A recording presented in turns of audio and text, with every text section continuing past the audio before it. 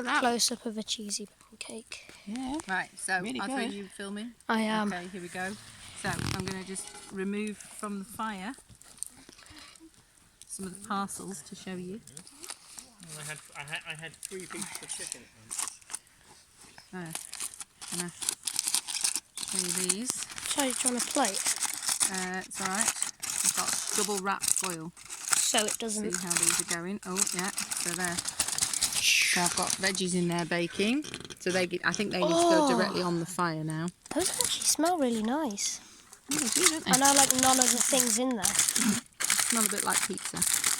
No, I'm going to move those directly onto the fire, and then I'm going to start to cook the meat on one side to separate my meat and my vegetables. So I'm going to put the veggies around the outside, and then cook the meat over the middle. So I'm going to do that now, like that. With the respect position. Like that.